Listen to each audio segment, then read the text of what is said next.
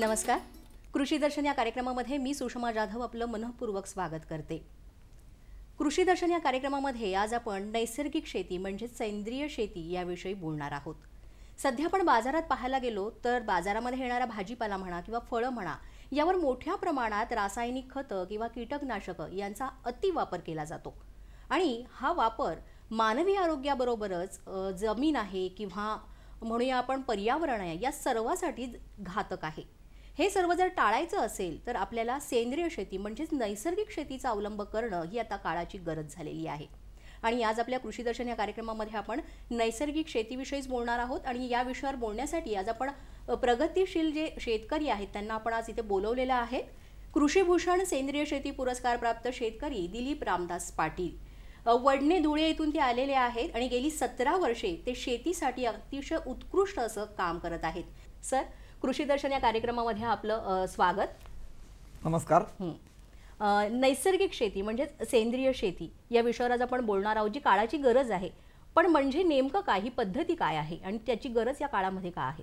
सेंद्रिय शेती नैसर्गिक शेती म्हणजे नैसर्गिक साधन संपत्तीचा परिपूर्ण वापर करून शेताच्या अवतीभोवती जे नैसर्गिक साधन संपत्ती आहेत, नीम असेल, रुई असेल, वनस्पतीजन्याचा औषधांचा वापर करून आणि रासायनिक औषधे खतांचा परिपूर्ण वापर बंद करून नैसर्गिक संसाधनाचा वापर करून सजीवांद्वारे, गांडुळांद्वारे, गायीद्वारे जे आपल्याला नैसर्गिक स्रोत आहेत त्यांचा वापर करून सहिंद्रियासहित गेली जाणारी सजीवांना बरोबर घेऊन जाणारी, स्वावलंबनाकडे शेतकऱ्यांना घेऊन जाणारी ती सेंद्रिय शेती होय. म्हणजे सजीव पर्यावरणीय रचना ज्यातून होते ती ही सेंद्रिय शेती. जे म्हणजे नैसर्गिक घटक आहेत त्या घटकांपासून आपण कशा पद्धतीनं उत्पादन घेऊ शकतो तर ते संपूर्ण जे आहे ते आपण नैसर्गिक शेतीमध्ये जाणून घेणार आहोत. पण मुळातच सेंद्रिय शेतीचा उद्देश काय आहे, उद्दिष्ट काय आहे? सर्वात महत्त्वाचं सेंद्रिय शेती नैसर्गिक शेतीचं उद्दिष्ट आणि जी गरज आहे ती वर्तमानमध्ये सजीव सृष्टी जी आहे ती परिपूर्ण शेतीशी आणि मातीशी निगडीत आहे. मातीत जे आपण वापरतोय तेच आपल्या आहारात येत आहे आणि आहारात येऊन सजीवांचा निसर्ग चक्राचा पूर्ण ऱ्हास होत आहे. त्यामुळे शेतकऱ्यांचा उत्पादकता आणि किडी रोगचा प्रॉब्लेम जास्त समस्या येत आहेत. सर्वात महत्त्वाचा सेंद्रिय कर्ब जो आहे जागतिक प्रश्न आहे शास्त्रज्ञांचा आणि शेतकऱ्यांचा शेती व क्षेत्रावरचा, की जो पॉईंट सेंद्रिय कर्ब जे आहे तो 0.5 पाहिजे. 25% माती, 25% पाणी, 25% हवा आणि 45% खनिजे आणि 5% कार्बन पाहिजे. तो 0.30 1% पण येत नाही. त्याला मुख्य कारण आपण जास्त खते, औषधे, तणनाशके वापरून जमिनीतले जे जीवाणू आहेत, सजीव जीवाणू आहेत ते आपण मारून टाकले आणि जमीन नापीक होते. आपल्याला प्रत्यक्षदर्शी सूक्ष्म दिसत नाही, पण ज्या ठिकाणी नापीकता येते त्या ठिकाणी जमीन कडक होते. काही ठिकाणी आपण आता ट्रॅक्टर लागत नाही, पिकं उगत नाही आहेत, बाबडी उगून गेले आहेत आणि काही ठिकाणी पिकं वाढून जातात पण रोग कीड जास्त येतं आणि उत्पादकता घटते आहे. मुख्य कारण जीवाणू आणि गांडुळे कमी झालेत. आणि ते जर रासायनिक शेती असेल, जमिनीतला सेंद्रिय कर्ब जर आज चांगला असेल तरच रासायनिक खत, जीवाणूंशीच रासायनिक खत विघटन होतं. म्हणून सर्वात महत्त्वाची समस्या सेंद्रिय कर्ब सुधारेल तर आपलं उत्पादकता वाढणार आहे, तरच जगाचं अन्नाचा प्रश्न सुटणार आहे. म्हणून सेंद्रिय कर्ब या शेतीमुळे सुधारतो आणि सेंद्रिय कर्ब कमी होण्याचे कारण रासायनिक खते, औषधे जास्त वापरामुळे झालं. दुसरी गरज महत्वाची विषमुक्त अन्न. तुम्ही जे सुरुवातीला उल्लेख केला मॅडम की आपण आहारात सर्व विषारी येते म्हणून आपलं आयुर्मान कमी झालंय, आरोग्याच्या अनेक समस्या आल्या आहेत, प्रतिकारशक्ती कमी झालीत. पूर्वज बघा, आपले पूर्वज की एवढं संशोधन नव्हतं आपल्या आरोग्य क्षेत्रात तरी सुद्धा निरामय जास्त वर्ष टिकले आहेत, त्यांना आरोग्याच्या समस्या नाहीत. त्यामुळे विषमुक्त अन्न या शेतीमुळे ही सर्वात महत्त्वाची गरज आहे आज वर्तमानमध्ये. आणि अतिशय महत्त्वाचं गरज उद्दिष्ट साधलं जातं की उत्पादन खर्च जास्त येतोय. कारण उत्पादन आज शेतकरी परावलंबाच्या आहारी जाऊन प्रत्येक कीड रोग वेळेस बाहेरचे औषधी कीड वापरतो आणि परावलंबी होतो, आपला खर्च वाढतो आणि त्यामुळे अतिशय तोटा हे होतो की मित्र किडींचा ऱ्हास होतो आणि शत्रू किडींची प्रतिकारशक्ती वाढते. त्यामुळे अक्षरशः किडींना अमावस्या आली की किडी जास्त 4-5 फवारण्या जास्त केमिकलचे केले असेल तर किडी औषध मध्ये बुडून पण मरत नाही. म्हणून नैसर्गिक पद्धतीने वापरत आपला मित्र किडींचं पण संवर्धन होतं. मित्र किडी संवर्धन झाल्यामुळे पर्यावरणाचं सहजीवन चक्र वाढतं आणि आपला उत्पादन खर्च कमी होतो. आणि अतिशय महत्वाचं याच्यात जी सेंद्रिय शेती तुम्ही गरज विचारलं, उद्दिष्ट विचारलं की विक्री व्यवस्था शाश्वत होऊ शकते की आजकाल ग्राहक जागृत आहेत की सेंद्रिय पद्धतीच्या विषमुक्त अन्न आपण मोठ्या शहरामध्ये मोठे लोक आज मागतायत, त्या दृष्टीने आपण विक्री व्यवस्था आपण ताब्यात घेऊ शकतो. म्हणून सर्वात महत्त्वाचं सेंद्रिय शेतीचं गरज ही आहे की सेंद्रिय कर्ब सुधरेल, विषमुक्त अन्न मिळेल, जमिनीचा पोत सुधरेल, जेणेकरून पुढच्या पिढीला आपण जमीन देऊ शकू, बरोबर, जिवंत जमीन देऊ आणि उत्पादन खर्च कमी होऊन शेतकऱ्यांची जी समस्या आहे बदलत्या हवामानात तर ती आपण शाश्वतपणे जमिनीचा कर्ब सुधारण्यामुळे की प्रतिकारशक्ती वाढू शकू. हे महत्त्वाचं उद्दिष्ट आपण साधू शकतो. मुळातच वाढती लोकसंख्या पाहता त्यांच्या गरजा पुरवण्यासाठी रासायनिक खतं म्हणा किंवा कीटकनाशक ही आली आणि हरित क्रांतीनंतर, आणि त्या हरित क्रांती बरोबरच ह्या गोष्टी आल्यानंतर शेतकऱ्यांनी म्हणा किंवा अतिवापर केल्यामुळे त्याचा जमिनीवर जास्त परिणाम झाला, जमिनी टणक झाल्या, गांडूळ म्हणा किंवा जे जसं म्हटलं तुम्ही की कीटक आहेत ते नष्ट झाले आणि भुसभुशीतपणा जो होता जमिनीमधला तोच गेल्यामुळे अनेक समस्या पुढे येत आहेत. म्हणजे आपल्या आरोग्याबरोबरच जमिनीचं आरोग्य राखणं हे सुद्धा तेवढंच महत्त्वाचं आहे आणि यासाठी सेंद्रिय शेती हा खूप चांगला पर्याय पुढे येतोय. आता काळाची गरज आहे, पण यासाठी आवश्यक अशा कोणत्या गोष्टी केल्या पाहिजेत? याच्यात सर्वात महत्त्वाचं सेंद्रिय शेतीचे जे आपल्याला संसाधन आहेत हे आपल्याला सेंद्रिय शेती यशस्वी करण्यासाठी सेंद्रिय शेती सुरुवातीला धुळे जिल्ह्यात सुरू झाली कृषी विभागाच्या मार्गदर्शनाखाली आणि त्या ठिकाणी यशस्वी प्रयोग झालेत. सेंद्रिय शेतीला जोड जे सर्व शेतकऱ्यांचे प्रयोग असतील, काही संस्थांचं मार्गदर्शन असेल, बायोडायनिक शेती असेल, प्रमाणीकरण असेल आणि जे 10 खांब तयार झालेत ते पूर्व नियोजन असेल. सेंद्रिय शेतीला आवश्यक बाबीमध्ये सर्वात महत्त्वाचं पूर्व नियोजन लागतं.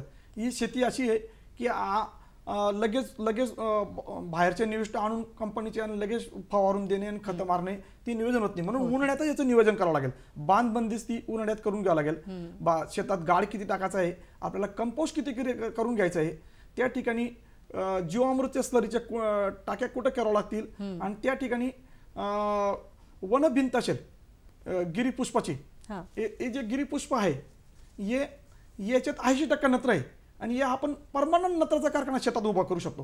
कारण कशी 80% नत्र हवेतून शोषतं आणि तो पाला आपण जमिनीत टाकला तर आपल्याला कुजवून जसं आपण बेवाळ करतो ना सण आणि ताक त्याचं दाबून तसं आपल्याला हे करता येतं. पण ते पाणी उपलब्ध नसतं.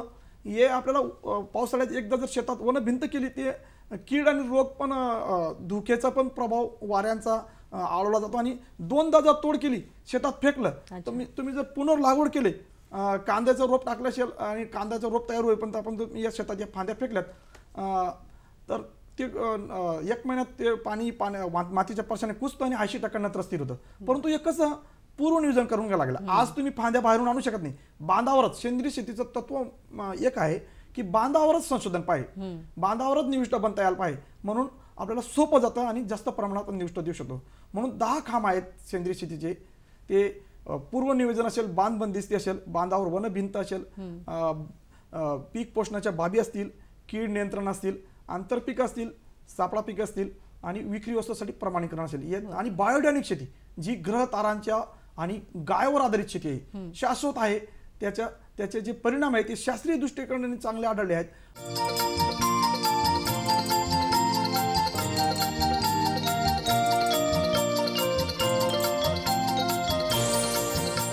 तुम्ही म्हटलात की पीक पोषण म्हणजे सेंद्रिय शेतीमध्ये पीक पोषण जे आहे ते कशा पद्धतीने करता येईल? येस, सर्वात महत्त्वाचा प्रश्न आहे. कारण की सेंद्रिय शेती करणं आपल्याला वाटतं सेंद्रिय शेती करायला गेलं सुरुवातला आणि नियोजन नसतं, मग 1-2 एकर काढतो ना आपण रासायनिक खतांचा पूर्ण त्याग करून देतो. त्या ठिकाणी सेंद्रिय शेती करणं म्हणजे रासायनिक खत बंद करणं. मग त्या ठिकाणी सवय पडलेली असते. जसं व्यसनी माणसाला सवय पडली डायरेक्ट आपण बंद केलं त्रास होतो. तर त्या त्रास होतो किंवा ती सवय मोठी म्हणून लगेच परिणाम भेटत नाही. म्हणून आपण पूर्व नियोजनमध्ये आपल्याला पीक पोषणाच्या बाबतीमध्ये सर्वात सोपं खत मला या या 17 वर्षाच्या अनुभवात आढळलं आहे की जीवामृत आहे. जे जीवामृत एक बैल जुळी असेल किंवा 1-2 गाय असेल तर त्या ठिकाणी आपल्याला जागेवर जर कुंड केलं असेल तर आपल्याला एक ट्रॅक्टरवर शेणखतच्या जीवाणूचा परिणाम घ्यायचा असेल तर त्याची पद्धत आहे. एक टाकी असते प्लास्टिक किंवा परमानंट सिमेंटची, त्याच्यात 20 किलो शेण, 2 किलो डाळीचं पीठ, 2 किलो काळा गुळ, 2 किलो बांधावरील किंवा वळाखालील माती, 5 ते 10 लिटर गोमूत्र आणि ताजे शेण असं 200 लिटर पाण्यात टाकून टाकीत 6 दिवस ढवळायचं. जसं आपण वेळ भेटला सकाळी संध्याकाळी क्लॉकवाईज अँटी क्लॉकवाईज. आणि ढवळल्यामुळे काय परिणाम होतो, ती मिथेन वायू निघतो, जी उष्णता निघून जाते, जी आपल्याला गोबर घ्या भेटते. आणि मिथेन वायू निघाला तर 6व्या दिवशी ते जीवाणूंचा समुदाय वाढतो, त्या स्लरीमध्ये चरचर आवाज येतो आणि ते 6व्या दिवशी तयार झाला. याची द्यायची पद्धत आहे की पाण्याबरोबर द्यायचं. जर रब्बी असेल उन्हाळी असेल तर पाण्याबरोबर, किंवा पावसाळ्यात पाऊस पडला तर ओल्या जमिनीत द्यायचं आहे. सर्वात सांगायचं गेलं तर ओल्या जमिनीत आपल्याला द्यायचं आहे. जीवाणू, असंख्य जीवाणू जे आपण रासायनिक खत मारून मारलेत मेलेत ते जीवाणू जे स्लरीमध्ये जातात. आणि सर्वात सोपं का बोललो की 6 दिवसात आणि 20 किलो शेणमध्ये तयार होणारं एकराला पुरतं हे 200 लिटर स्लरी.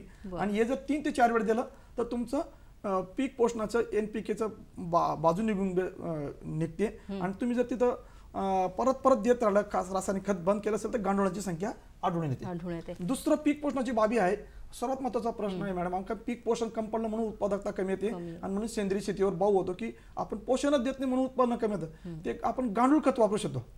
गांडूळ खत शेतात असेल तर नैसर्गिकरित्या आपण पालापाचोळा जाळतोय, आज तोच आपण एका ठिकाणी जमा करायचा आहे आणि त्याला एक झोपडी करून सावली देऊन आणि थोडं शेणखतचा वापर करून थंड करून गांडुळे सोडून वर्षभर जर ते युनिट चालू ठेवलं तर 2 एकरात तुम्ही 3 एकरात 1 ते 1.5 टन खत जर वर्षात एकदा दिलं ओल्या जमिनीत तर ते आपल्याला सूक्ष्म अन्नद्रव्य गांडुळे 16 प्रकारचे आढळून आले, ते सर्व भरून येतात. तिसरी महत्वाची पीक पोषणाची बाब आहे बायोडायनिक कंपोस्ट.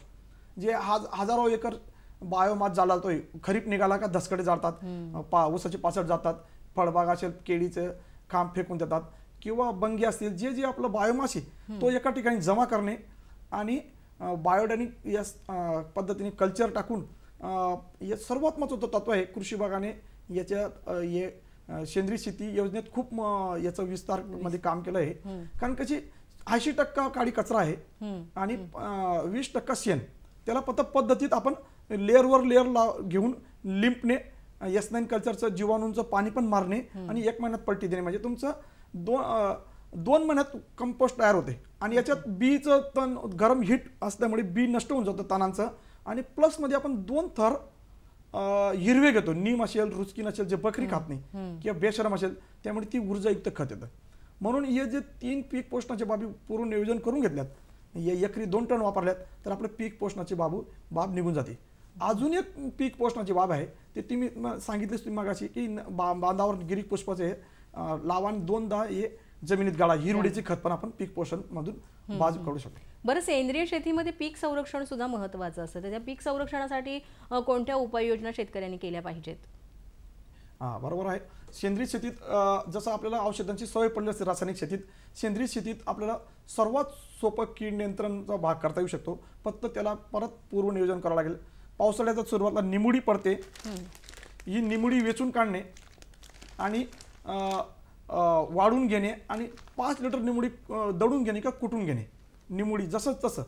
तर ही 5 किलो निमुडी 100 लिटर पाण्यात भिजवणे आणि 2 दिवस ढवळणे, फक्त 2 दिवस. आणि वस्त्रगाळ करून तुम्ही डायरेक्ट कोणतेही पीक असेल, कापूस असेल, कांदा असेल, फळबाग असेल, भाजीपाला असेल, कारण निमुडीमध्ये ऑलरेडी आजॅटिरिन जो घटक आहे तो किडींना नपुसकता आणतो किंवा भूक मंदावते आणि त्याच्यामुळे किडी खात नाही आणि मित्रकिडी वाचतात. म्हणजे मित्रकिडींना जे आक्रमण करतात शत्रूवर ते काम चालू असतं. लेडी बिडबड असेल, क्रायोसोप असेल, गांधील माशी असेल, मधमाशी असेल, यांचं नैसर्गिक काम चालतं आणि शत्रू किडींचं काम राहतो. फक्त याचं एक सोपं उदाहरण देऊ शकतो मॅडम. निमुडी जी आहे ती पावसाळ्याच्या सुरुवातीला पडते, शेतकरी त्यावेळेस लक्ष घालत नाही. याच्यात आमच्या कृषी विभागाने 2004-5 साली कृषी दिन निमुडी यात्रा काढली आणि असं निरीक्षण आलं की तुझं आहे तुझ्यापाशी पण जागा बुललाशी.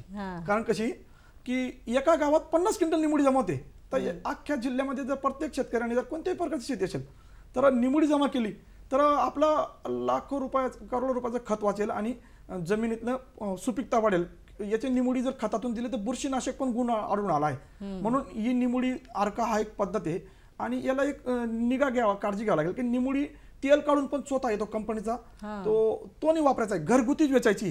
हा संदेश आम्ही गेल्या सेंद्रिय शेतीशाळेच्या माध्यमातून, प्रशिक्षण केंद्राच्या माध्यमातून की निमुडी वेचा हा जूनच्या सुरुवातीला संदेश देतो आम्ही की घरगुती तुम्ही 50 किलो निमुडी होती तरी तुम्ही 10 एकरचं कीड नियंत्रण करू शकता. दुसरा दशपर्णी आहे, ते आपण विस्तृत नाही घेऊ शकतो, आपण त्या या विस्ताराच्या माध्यमातून सांगू शकतो. 10 पालांचा अर्क आहे. नीम असेल, रुई असेल, पपई असेल, गुडबी असेल, एरंडी असेल, कनेरा असेल आणि निरगुडी असेल. हा पाला 2-2 किलो पाला 2 लिटर पाण्यात कुजवायचा आहे, शेण टाकून द्यायचं आहे थोडं. आणि जास्त जर कीडग्रस्त रोग पीक येणार असेल, समस्याग्रस्त कांद्यासारखं, द्राक्षासारखं, त्या ठिकाणी लसूण आणि आपण मिरची पण टाकू शकतो. आणि एक कुजवून आपण हे पण 5% अर्क आपण वापरू शकतो. हा झाला दशपर्णी अर्क. अजून आपल्याला बरेच अर्क घरच्या घरी करू शकतो. लसूण, मिरची, अद्रकचा अर्क आहे. म्हणजे बऱ्याच, जसं आपण घरगुती म्हणूया उपाययोजना, पण प्रत्येक गोष्टीला नियोजन करणं, पूर्वनियोजन करणं फार गरजेचं आहे.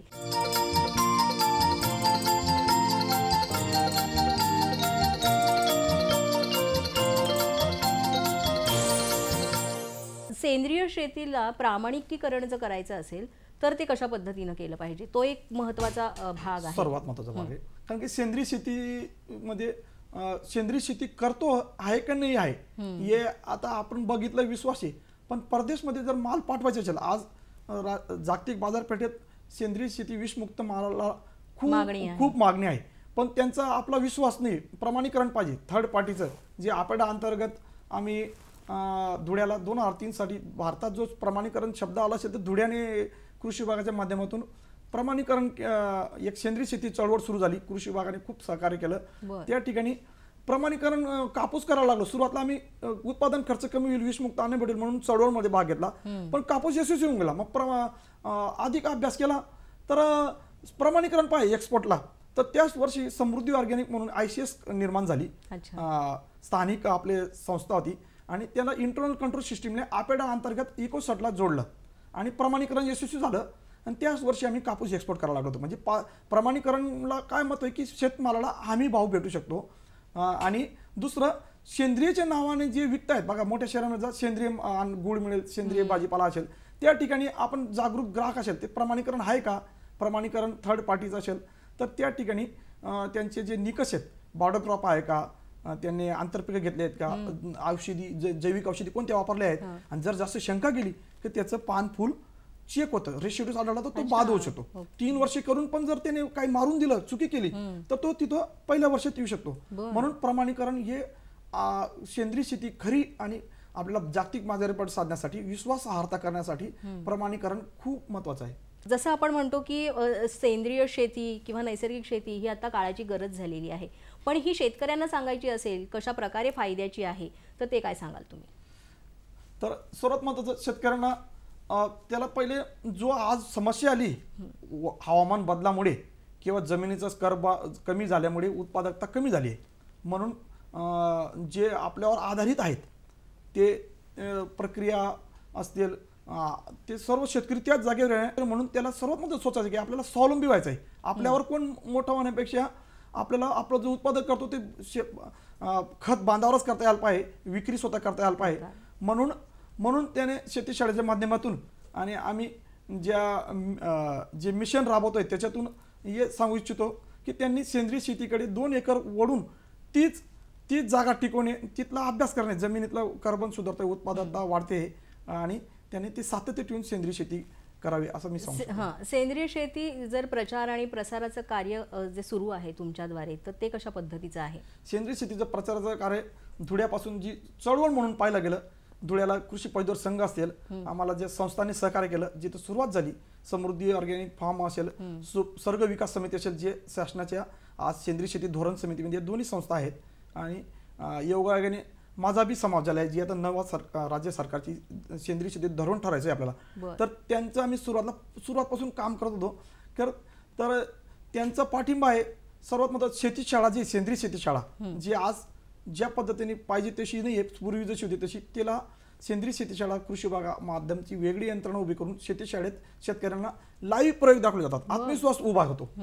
जे प्रयोग आहेत त्याला 4 महिन्यात हंगाम संपला की त्याचं निविष्ठा बनवण्यापासून, कीड रोग पासून, मित्र किडीपासून आणि त्याला अधिक माहिती प्रमाणीकरण पासून आणि विक्री व्यवसायापासून ते शेती शाळेचं माध्यम जास्त स्ट्रॉंग व्हावं.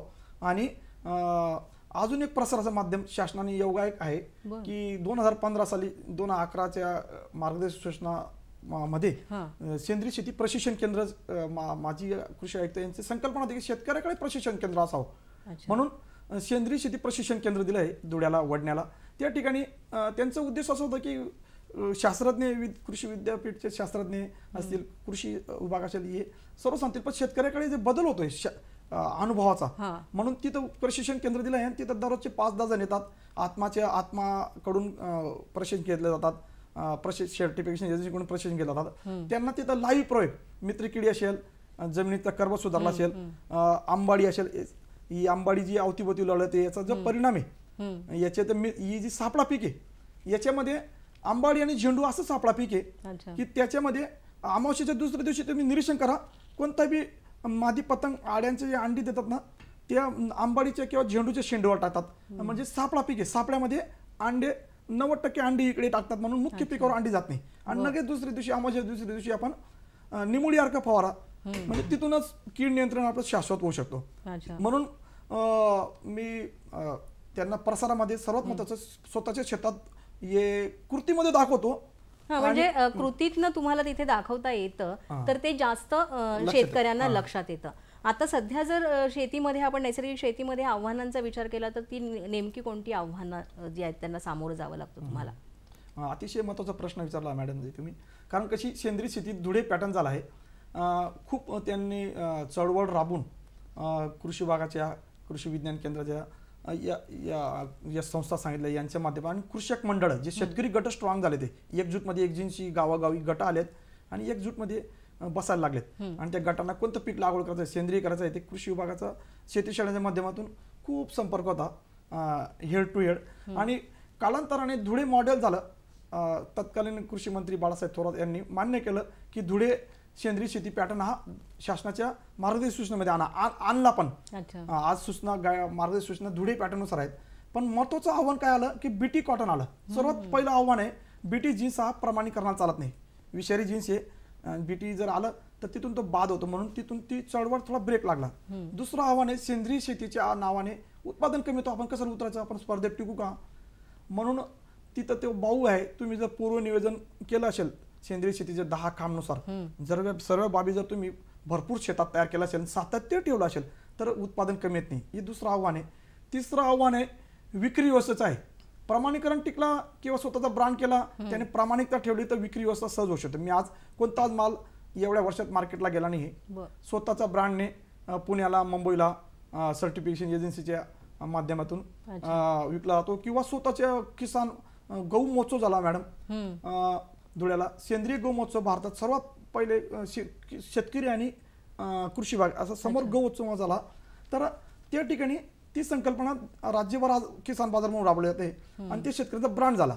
पण ते आव्हान कसं तयार झालं की तिथं शेतकरी टिकला नाही. म्हणून अजून एक आव्हान आहे की शेतकऱ्यांनी एकजूटमध्ये गट करून टिकणं महत्त्वाचं आहे. एक बीटी जीन्स, एक उत्पादकता कमीचा भाऊ आहे, तिसरं गट संघटित आव्हान आहे. अजून एक जनावरांची संख्या आव्हान आहे, कारण की जनावरे नाही आहेत. आजकाल काय आहे, ज्या गावाला 500 जनावर आहेत तिथं 50 जनावरे आहेत. म्हणून सेंद्रिय शेतीला जनावरे आणि निविष्ठाचं जे आव्हान आहे की निविष्ठा बनवण्यामध्ये आणि त्याच्यामध्ये तांत्रिक माहिती घेऊन आदान प्रदान करता यायला पाहिजे. एकूणच जर शेतकऱ्यांना जर तुम्ही सांगायचं झालं थोडक्यात की नैसर्गिक शेती करण्यासाठी तुम्ही पुढे व्हा किंवा सेंद्रिय शेतीकडे तुम्ही या, तर तुम्ही काय सांगाल? सेंद्रिय शेतीसाठी पुढे येण्यासाठी त्यांनी स्वतःचं ध्येय ठरवायला पाहिजे की आपल्याला पुढची पिढी जमीन वाचली तर पुढची पिढी वाचेल. कारण की जमीन ही सजीव सृष्टी आहे. बघा तुम्ही एक उदाहरण देऊ इच्छितो, ज्या जमिनीत लोह कमी आलाय, बघा कृषी विभागाच्या मातीच्या आरोग्य पत्रिकेत आढळलं, जी योजना राबवली की लोह कमी, त्याच ठिकाणी झेडपीच्या शाळा बघा लहान मुलांना लोहच्या कृत्रिम ॲलोपॅथिक गोळ्या लोह भरण्यासाठी गोळ्या देण्यात आल्या. म्हणून जमीन मातीशी असं अतूट नातं आहे पिढ्यानपिढ्याचं ऋषी काळापासून ते अबाधित, तर जमीन जर सुदृढ राहिली तर आपलं आरोग्य सुदृढ राहील. म्हणून आपण जगतो तरी कशासाठी, म्हणून स्वयंपूर्ण जर जगण्यासाठी सेंद्रिय शेती नाता असं आहे की स्वयंपूर्ण होतो. की सेंद्रिय शेतीमध्ये सापळा पीक लावतो, आंबाडी असेल, दाळवर्गीय पीक असेल, आंतरपीक लावतो.